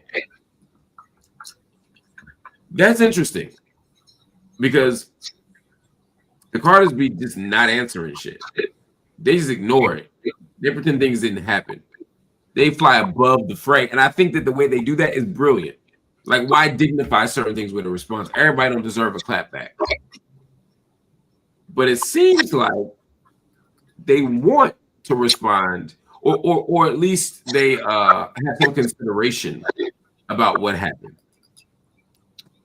with them, and that this may not be, because stuff don't just leak. When something comes out from the Carters, it's because the Carters wanted to leak. And I am fascinated that they would want to respond to this. And I'm also fascinated about what it means for Kanye and Kanye's career. Dr. Lindsey, you can do a lot of things to people, but talking about their cheering that's another level. And talking about Beyonce's cheering on Beyonce's internet feels like a bridge too far to me. In some ways, for Black people, I bet that for some Black people, that's probably worse than the swastika. Yes. How do you make sense of everything? I don't make sense of it. I think it's deplorable. I think it's disgusting. I don't know if they're going to take legal action. I respect any actions they would want to take from the legal Solange plan. But I think that it is, I mean, again, this is not the first time Sean and Beyonce's kid has been the subject of Twitter or social media. The nastiness towards Blue Ivy in the early part of her life is something I will never forget. We'll never forget that. So we've dealt with misogynoir as it pertains to a child. We are now dealing with ableist and terrible things from someone who was in your life at one point too. So it's not just, and y'all have a friendship, but this is somebody who was actually in your life, who like you were there when B was pregnant with Blue. You know what I mean? Like this is some real disgusting shit. And so whatever response it is, and I too am curious of what the legal strategy or whatever that might be, to bring that to the court or to wherever, mediation. I don't know where that would go, but I don't even know what you can say. I mean, he has a right to free speech. I don't know. I think I don't know what the legal recourse is in this instance, but if they want to respond, you know, you talk about my child, I have a very different kind of response. That's all I got. That's all I got. You talk about my child and in such a nasty, disgusting way. And then it's all like, it feels very promotion based, because doesn't he have a project coming out called Bully? Like it is. We don't get there. Right. And so I've been over him. You know how I feel about Kanye. I've never been a Kanye fan. So, and I'm so tired of he is not well and his mother died. And those are sitting here who've lost parents. In no way did it turn me into an asshole. I see an asshole. Yeah. Didn't do that. And y'all have that grace for him, but then like don't have that grace for someone like a Meg who lost her mother and at a much younger age, yeah. Right, as she was hitting in this moment, at a crucial moment, who was also her manager.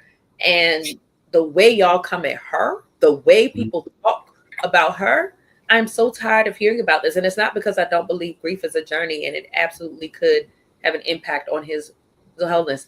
I'm just like, he was an asshole before that, y'all. Yeah, he just had some restraint. He had some restraint, and we can say various things exacerbated that, but he was an asshole, and now he's even more of an asshole. What do you make of this, Mr. Pond? It's just like I'm not surprised by his actions anymore, because like we've been all watching a steady decline of Kanye for years at this point now. Like going through phases of just like emotional and mental decline. So like it's that with the Jay-Z, but it was a whole like just stream of consciousness thought on X about like the whole industry is turning on him, and you know he's in this space, and he was going to commit suicide at one point. Then he came out with a list of people that like betrayed him, and his own he put my own children on the list. Like, so it's I mean, I'm not. It's deplorable. It's no excuse like to tweet something like that. Like, you know, I think freedom of speech or not, but also like we up here giving power to it, like, because this is what people are like. What people are locked in. It's salacious, and yes, he does have a project out. Is it unforgivable? And I don't mean that at some ethical level. I mean like, or in practical terms, will the public never forgive him for this? Never. I mean, if we think about other things, I mean, I do think, to your point, there are people who are gonna rate this worse than, or treat this worse than like the swastika things. And I think that's very real. But I mean, in terms of just in general, like he's said and done so many like dangerous things.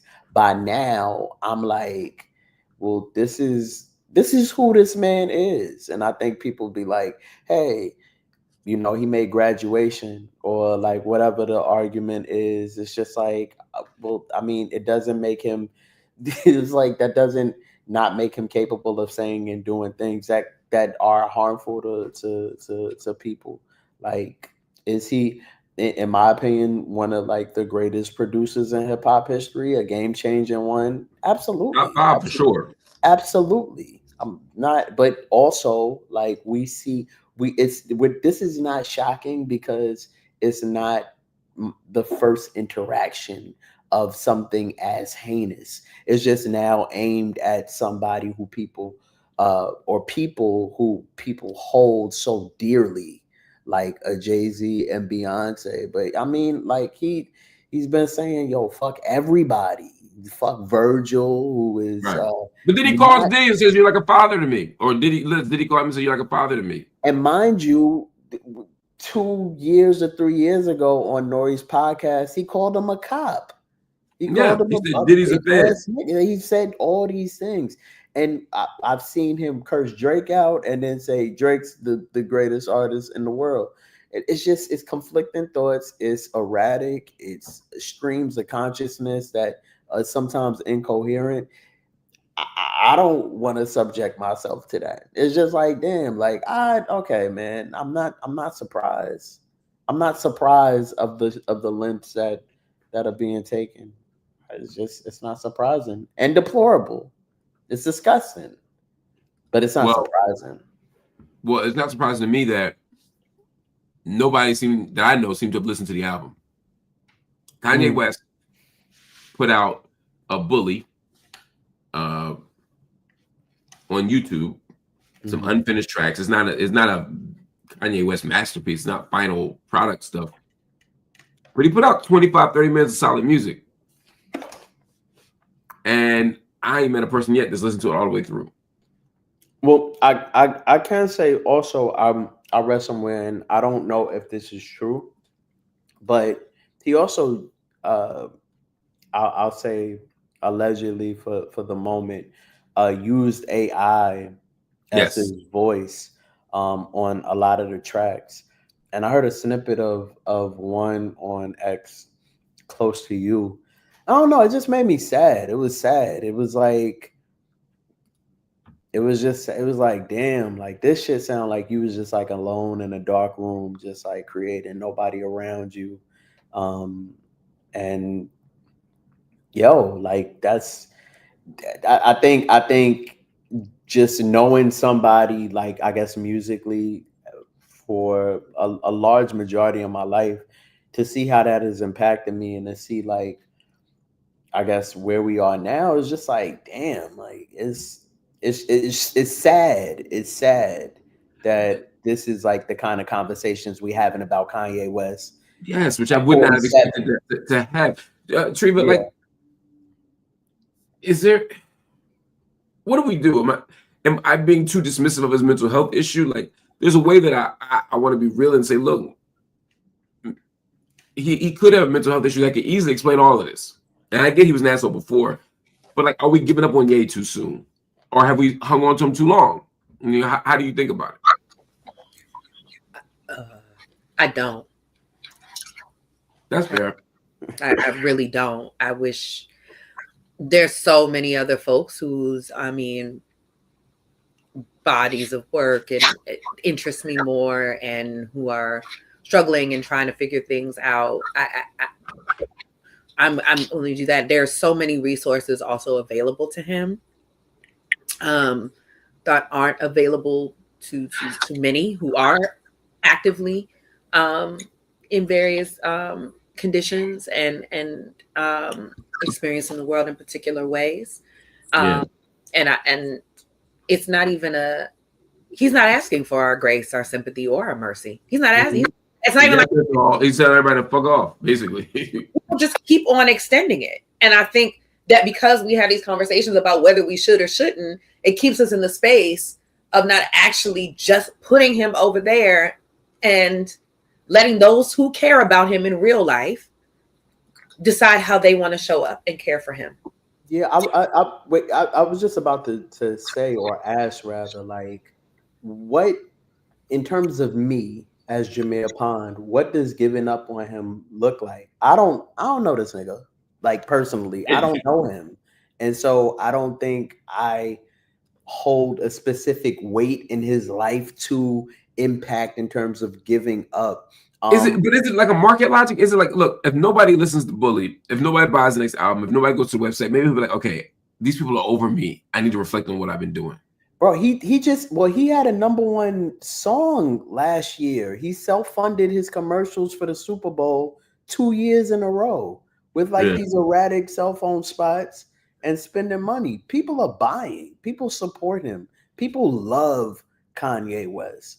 I'm not knocking that. I'm, again, it's weird to me. But I am knocking it. I can't. I also understand sensationalism and just what people are drawn to. People are always going to be drawn to that shock factor. He has a full Ku Klux Klan outfit on his website with swastikas and them shit. That's when we gotta walk away. And just one more note for you dumb people out there, because I've had enough black people tell me that I need to mind my own business, not worry about the swastika and focus on our shit. I want you to understand something. Nazis didn't like black people either. This idea of I can't worry about the Jews, I gotta worry about myself. First of all, we should stand with Jews against anti-Semitism. And Nazism is a very clear case of anti-Semitism. So we should we as Gwendolyn Brooks said, we are each other's business, right? But also at the level of self-interest, the Nazis hated your black ass too. They did. Look at Jesse Owens in the Olympics. Look at what his plans were for the continent of Africa. Look at black Germans. The ideology of Aryanism. This stuff wasn't just about Jews. This was about, although they were got the worst end of it by far. Mm-hmm. But Hitler hated your black ass too. So please stop thinking that you can jump on this gravy train. You can't. Anyway, I hate people. Yo, I love y'all. I ain't too lazy.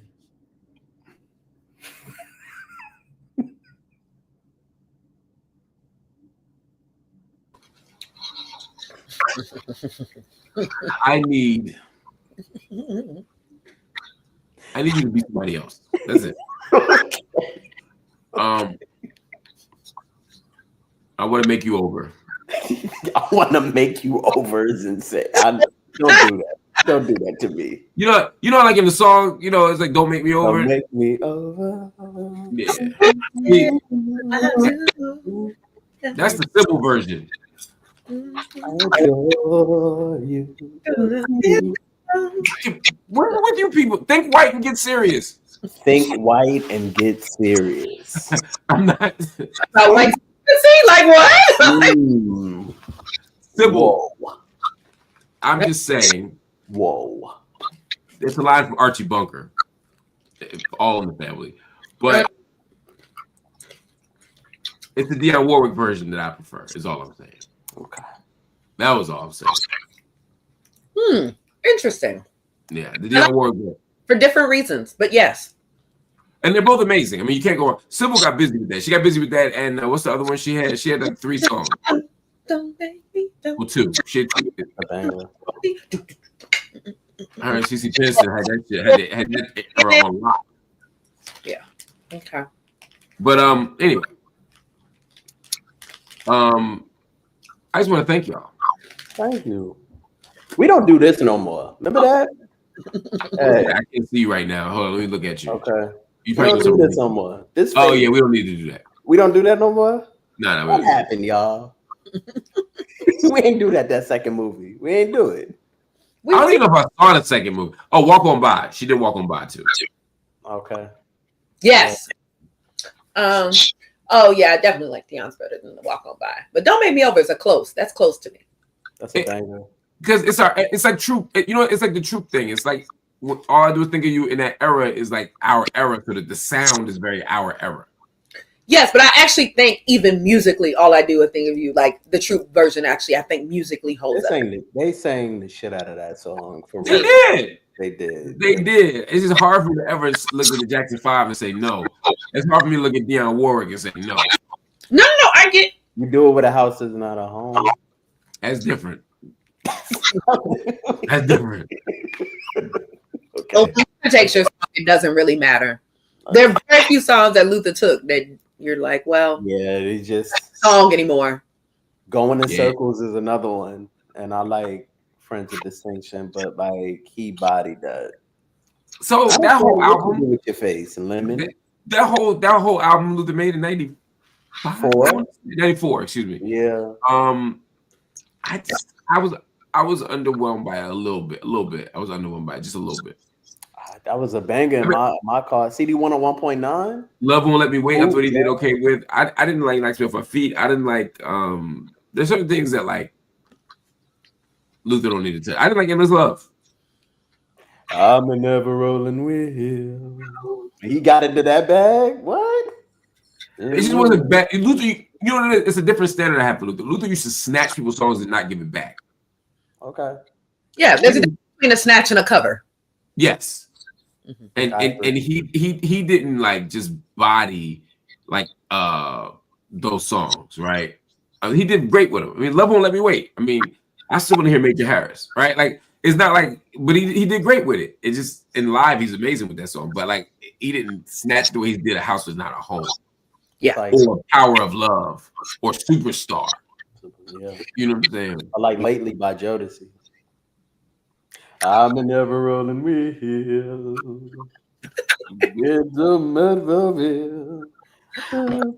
Lately by Jodeci is a solid version. Casey, you know this. Casey's was 100 years old 50 years ago. So when I mean, what he did with If You Think You're Lonely Now, guttural, same shit. He was like 1,000 years old. I don't make the rules on age. It is a very old black man sound.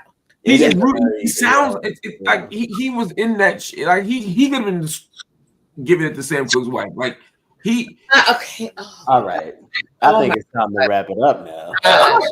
I'm saying that's what Bobby Womack did for the audience. That's what Bobby Womack did. I'm saying, I know y'all know I'm saying to the audience. That's what Bobby Womack did. Yes, exactly, Rolando. If You Think You're Lonely Now is not a love song, it is a threat. It is a threat. It's a horrible threat. Wait until tonight, girl. It's a great thing to say though. There are many songs going back where I'm like, wow, this is really an abuser. And a lot of them. And like some of my favorites. Yes. A lot of them. They just knew how to hide it better. Generation, I was singing You Can Have a Piece of My Love. I was like, this is Babe, you can't have all of me because I'm not totally free. You can have all of me. You can't. I'm not totally free. Oh man, yes.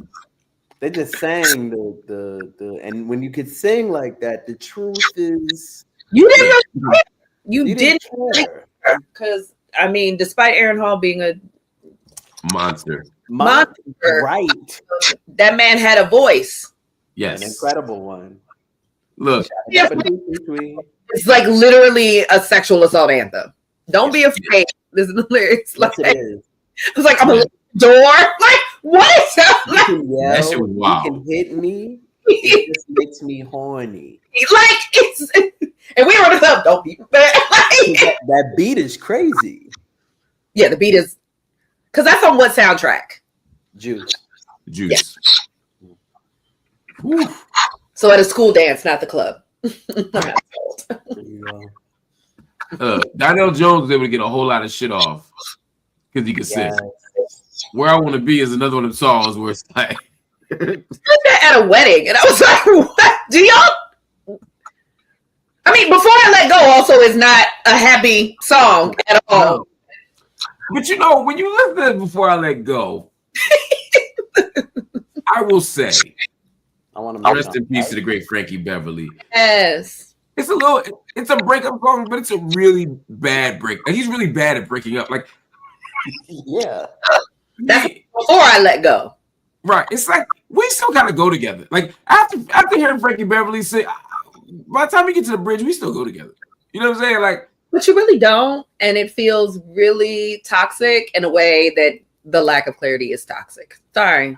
It's like it's a beautiful song, and I'm gonna sing it at the top of my lungs. But it's like, all right, y'all, time to line in the way. Like no. Yeah, no, it definitely shouldn't be that.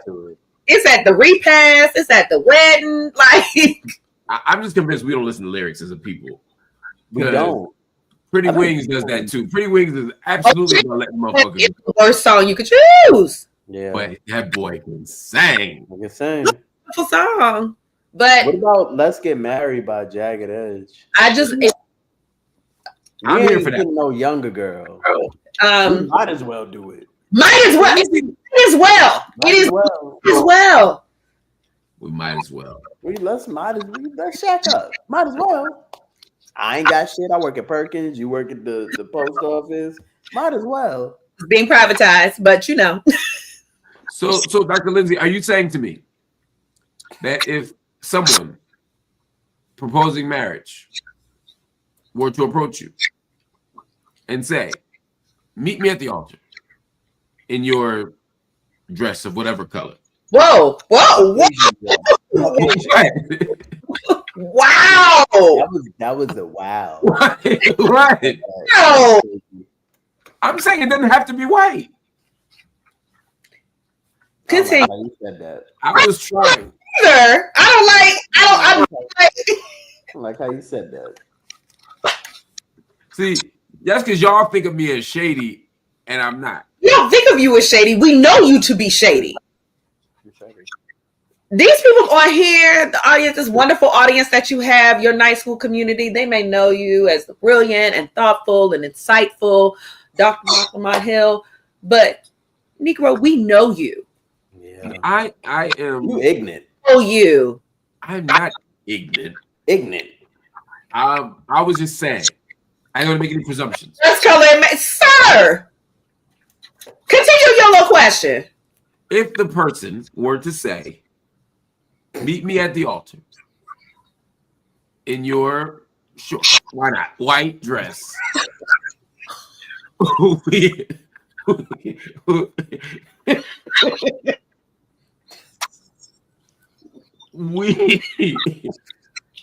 we ain't getting no younger. We might as well do it. What would be your response viscerally?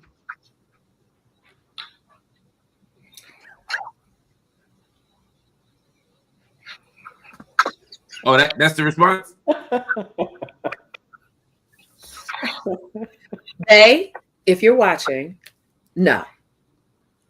Yeah. That's a strong no. No. A strong no. Would that be a deal killer?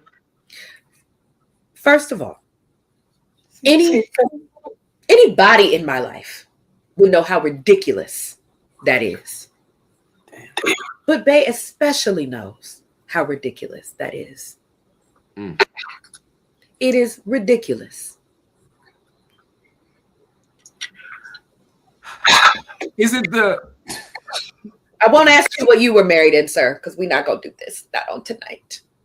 Jordans, I presume. All white Jordans. All white? Up and down. Okay. Purity. Jameer.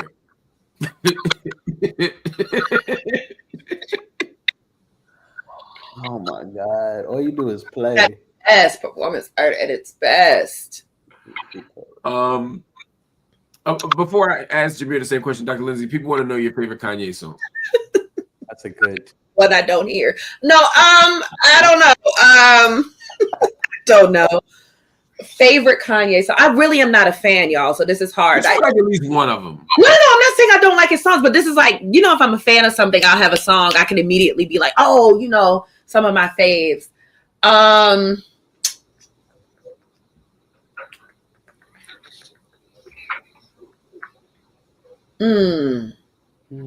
ahead, go to the next question. I'm really going to think on it. I'm just thinking on it. That's all. In the meantime, Monsieur Pond. Monsieur Lemon. No. Touch the Sky. I really love Touch the Sky. That's all. That's a good one. That makes me feel very good.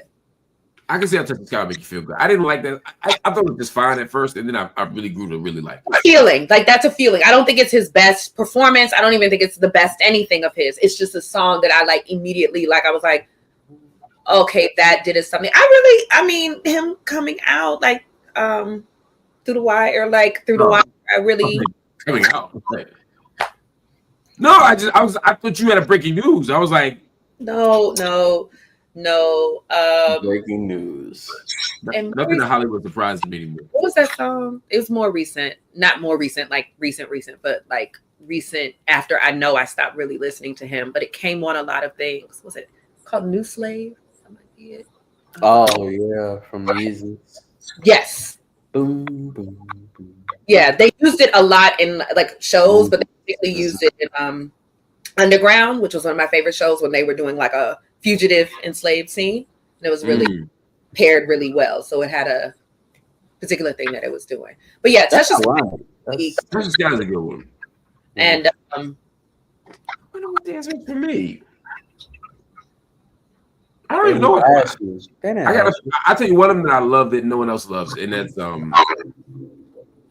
one Paul McCartney played on. Not the one with Rihanna, the other one. All of the Lights I like. Bound? Oh. All the Lights is a good one. I do like that one. But you see what I'm saying? Like I have to just pick songs, or like it's no deep cut anything. Like I don't have a relationship to Kanye's music, and I never have. So I don't. So I feel, and that's not to say I get why people did. Like I really do. I understand it. It is. Watch. I don't like him. His voice doesn't do anything for me, so it's really hard. Like his voice does a thing that's kind of grating for me. Yeah, when he raps and how he raps, like his cadence is like with the musicality that he otherwise has, which is why I appreciate him more as a producer, because it really opens up a level of musicality that's awesome. Something I really like in music. So I think that's a really smart assessment, and it resonates with me. People say Life of the Party. I love Life of the Party, but I only love Andre's part. I actually skipped after. I like the remix with Andre. I'm like, there's songs that he's on where I'm like, oh yeah, okay. But he's never my favorite on those songs either. So Last Call is what is slept on. It wouldn't be my favorite list, but I was talking about the song I was talking about was Only One. But that's, I mean, I love Bittersweet. What's it called? Bittersweet. Is it called Bittersweet? That was another one of the songs that he kind of released but never put on an album. But I love a bunch of Kanye songs. There's a bunch of Kanye songs. Yeah, a bunch. I think they're asking me because I'm such a I'm perceived hater. Yeah, I hate him as a rap. I hate the way he raps, but I like the music he makes because I love him as a producer. And so for example, there are songs where like I just wish he wasn't on it, like Get By remix. I don't need him on that. I think Hov just bodied it. I think Busta just bodied it, and I would have been okay with just that. But he's there, so it's fine. He was fighting on 2 words. I really loved that. Like that's when I was like really. 2 words is solid. I don't love 2 words what other people do, but I get why people do. Yeah. I love Kanye on Selfish. That's the one that I love him on. Selfish. Okay. He got. I mean, it's one of the few songs where I don't feel like he's warring with the beat. Yes, him and the beat are simpatico on this one. Yeah, it works really well. It's playful. It's like this, and Kanye playful and interesting. Like that's a little more interesting to me. Oh God. Oh. The answer is Kanye, but like, there's so many reasons why I hate the question. Yeah, but it's definitely Kanye. I don't even think that's It's not cool. Dr. Dre is like Dr. Dre, but again, what I will give Dr. Dre is like you stay right there where you need to be when you're rapping, and I'm fine with that. Right. Kanye does try. I think there's some experimentation he does. He tries to do some stuff with his cadence and different things. Dr. Dre's like, you gonna get this. Right. Somebody's gonna write it. I'm gonna read it, and that's gonna be it. It's like this. It works. The production is stupid. So. Well, I'm creeping and I'm creeping and I'm creeping. He had a good voice too. Yeah, I like the deep voice. My beeping. And you have to contrast that with Snoop's voice. I mean, there's a lot of things that just Dre creep to the mic like a phantom. Yeah. What a yeah. Dre can't rap. Nah, but Dre creep to the mic like a phantom. That's like come on. One of the best like alley oops. Dre creep to the mic like. Creep to the mic like a phantom. Oh. You gotta creep. But yes, but to the earlier point before you move on, yes, please don't out there people who are proposing to their person. Please don't do that. And that's not a not jagged edge. The song is what it is, but them lyrics are not romantic. That's all I got to say. Yeah, no, they're definitely not romantic lyrics. Jameer, would you ever say that? After you say it's not romantic lyrics, You don't agree with me. You disagree with me 90% of the time. I'm the one that brought the song up. So then, what would you say? I would say I wouldn't say nothing. Okay, like, But definitely not a. We ain't getting no younger. We might as well do it. not might as well do it. Like, that's crazy. Might Might as well. Might as well. I was gonna clip my toenails today, but instead, let's Just leave it at the altar. Fuck it. Might as well. Yeah, That's like, you never want to feel like somebody said "fuck it" right before you got married. Like, you know, Fuck it. Let's do it. Go ahead. But he wanted to in her white dress. I don't play into those notions of. That's not what you did. You did, and Yeah, you absolutely. lived into it. Said the lyrics to the song. Yeah, I did not accept that you would need a white dress because I believe that you, as a progressive feminist, don't play into those notions of virginity and purity and all these things that further objectify. Don't try and sugarcoat that. You be just saying words. So lyrics, the song. You repeated every other lyric, words. but that. I said white. No, you didn't. Whatever color. White. I said oh whatever. I said oh whatever color. Yeah. Everyone caught it. I didn't want to be presumptuous about your sartorial choices. Stop using all them words. Trying to distract people with all them words. Lamont. You're correct. Correctly. Oh, wait. Is this Jesse? I love a good full circle moment. Good job. Yes. That's what I'm here for. Speaking of full circle, y'all cutting into my Canaan time, my raising Canaan time. You gonna fall asleep for sure. Oh, I'm gonna be asleep before I haven't eaten dinner. That's the only thing that's gonna save me. Is I got a little meal waiting for me. I got a little sushi, but once I eat that, the other night I fell asleep with the sushi hanging out, like wasabi all on my forehead. It's fine, whatever it takes. Anyway, Good luck with that. Absolutely. Thank you. I'm not being shady, D. Marie. I'm never shady, especially You are always shady. You shady You boots. shade. I ain't never referred to nobody as shady boots. You shady boots. Wow. The attack. The assault. Damn. The disrespect. Wow. You see how I get treated?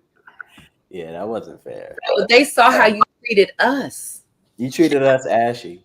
Ashley. did. Wow. Ashley. Treated you people with love. I've always been good to you people. You people. Okay, Miss Millie. Anyway, thank y'all for doing this. I always appreciate y'all. Love y'all. Y'all are great. Everybody check out Treva Lindsey's book. It is called America Goddamn. I can't read the subtitle from here, but what is it? Violence, Black women in the struggle for justice. I gotta find my glasses. They're around. That was not a creep to the mic like a phantom moment. I'm creeping. Mr. Pond, where can people find you? Hey, you can find me on Instagram and TikTok, Jameer Pond. Like it's there on TikTok, Jameer Pond 1. And my website is jameerpond.com. Hey. Find some stuff Sounds about good. it. Whoa. That's all I got. I'm tired, man. It's different. More than enough. Good night, y'all. Good night. Appreciate you. All right, Brian. That was Night School for tonight. Make sure you check these two fine people out everywhere that they told you. Also, hit the like button, hit the subscribe button, and if you're so inclined, hit the join button. Become a monthly paid subscriber to the channel. But if you can't do any of that, we still could use your support. Please support Night School in any way that you can. And the best way would be to drop something in. That's right. I'm asking if you are capable of dropping something into our Cash App, our PayPal, our Zelle, or our Venmo. $1 is great. $1 million is even better. But anything in the middle is also deeply appreciated. We'll take anything that you can donate. We use these resources to pay staff, to buy archival work, and to work toward building a new studio. All of it will come with your financial support. So please do what you can, and we'll talk soon. Peace.